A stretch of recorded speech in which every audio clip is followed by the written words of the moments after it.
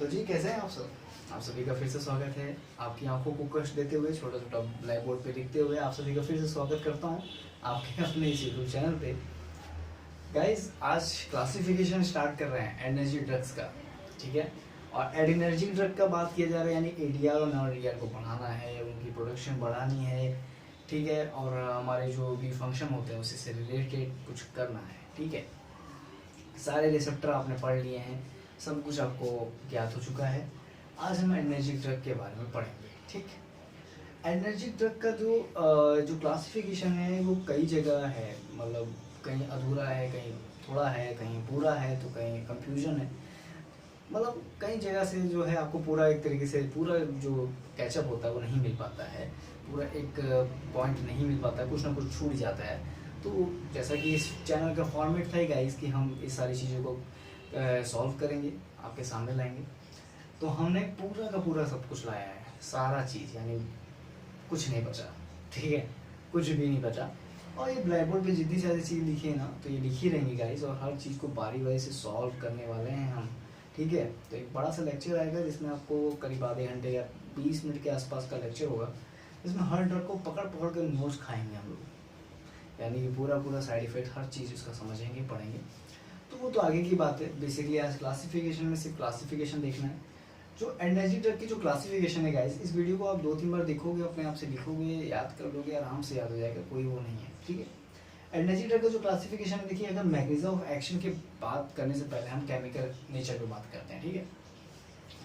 तो ये देखिए आपका केमिकल नेचर, आप इसको पढ़े हो इसलिए मैं इसको पहले बता रहा हूँ। केमिकल नेचर मैंने आपको बताया था कि एक बेंजीन रिंग होती है गाइस। क्या होती है? Benzene ring. अब इस बेंजीन रिंग से आपको 2 हाइड्रोक्सी ग्रुप लगाना है, कुछ एडजस्टिंग पोजीशन इस टाइप से, ठीक है। This is benzene ring. तो ये एक कैटाकॉलर रिंग हो जाती है, कैटाकॉल रिंग हो जाती है, ठीक है, कैटाकॉल। या अब यहाँ से एक कार्बन की चेन निकलती है और एक एमीन ग्रुप लगा होता है, यहाँ पे भी एक OH ग्रुप लगा रहता है, अल्फा और बीटा पोजीशन होती है। कुछ याद आ रहा है आपको किसके बारे में बता रहा हूँ? जी हाँ, कैटाकोलामीन्स के बारे में। तो कैटाकोलामीन्स में ये रिंग जिसमें दिखती है कि कैटाकोल रिंग है, वो होती है कैटाकोलामीन्स की डेरिवेटिव्स, लाइक जैसे नॉरेड्रेनालिन और एड्रेनालिन। उसी तरह की केमिकल नेचर में कुछ होते हैं जो नॉन कैटाकोलामीन्स होते हैं, यानी ये नहीं होगा, ये नहीं होगा, सिंपली ऐसे होगा, ठीक है।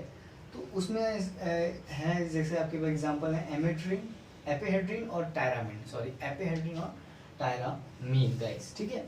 तो केमिकल नेचर में सिर्फ आपको नाम जानने हैं और मैंने आपको बता दिए, ठीक। अब आते हैं मैकेनिज्म ऑफ एक्शन के बेसिस पे guys. This is the mechanism of action.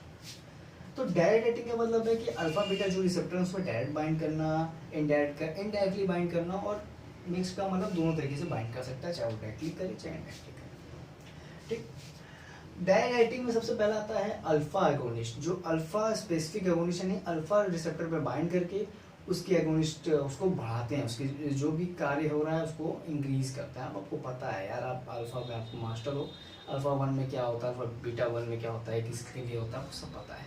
Beta 2 किसके लिए होता है गाइस? डायलेशन ना, उसी से रिलेटेड सारे पॉइंट्स अब मैं ले आने वाला हूँ, ठीक है। अल्फा 1 के एगोनिस्ट में बीटा 1 के एगोनिस्ट, बीटा एगोनिस्ट और अल्फा और बीटा दोनों का एगोनिस्ट, ठीक है गाइस। अल्फा एगोनिस्ट में देखिए अल्फा 1 है जिसमें ड्रग्स हैं मेथाक्सामिन और फेनिलएल्फेरिन। तो मैं जूम कर दूंगा, आप देख लेना एक बार, लेकिन मैं फिर आपको एक बार बता देता हूँ, ठीक है। अल्फा 1 में आपको 2 ड्रग दिख गई, बीटा 1 में है डोब्यूटामिन, बीटा 2 में है सैल्ब्यूटामोल। अब बीटा 1, बीटा 2 और बीटा 3 3 ड्रग थी, तो उसमें है आइसोप्रिनालिन, ठीक। सॉरी अल्फा का छूट गया था तो उसको भी देख लेते हैं। अल्फा 1 में आपको बता दिया, फिर से रिपीट करता हूँ, मेथाक्सामिन और फेनिलएल्फेरिन।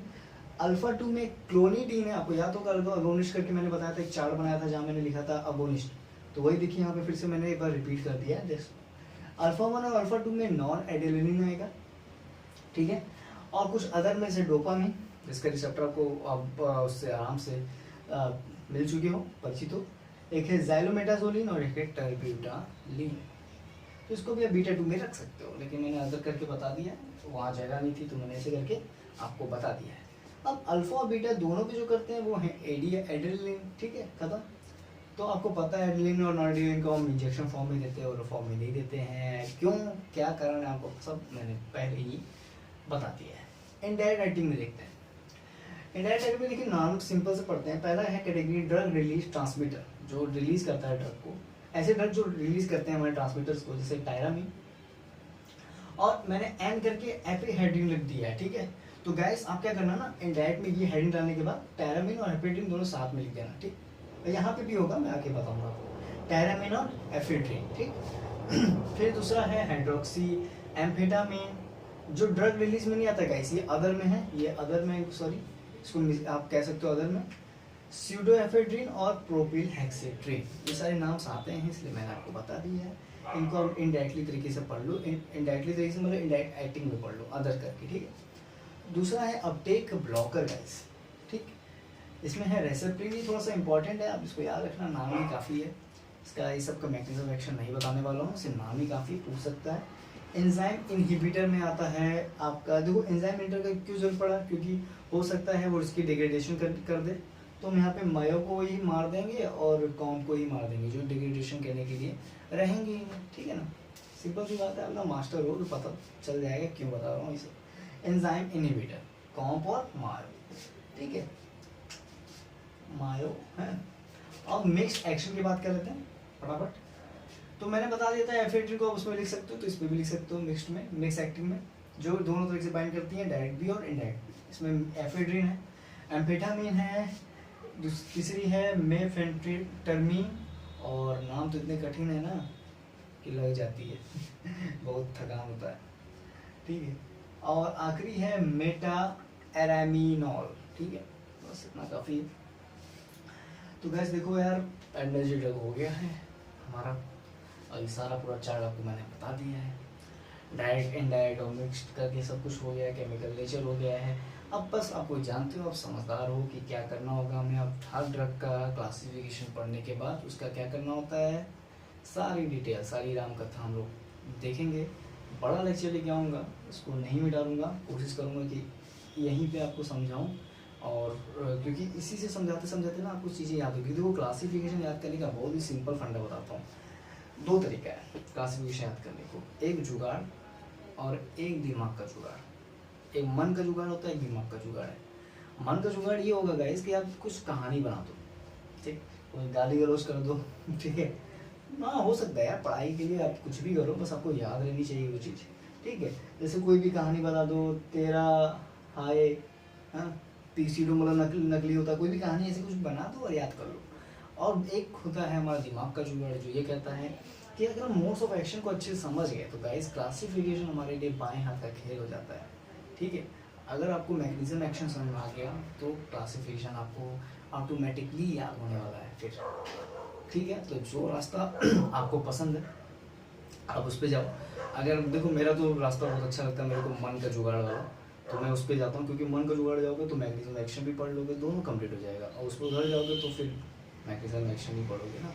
तो आप समझदार हो, आप जैसा आप चाहो वैसा ही करना, मैं ये नहीं कहूँगा, ये आपका पर्सनल है, ठीक है।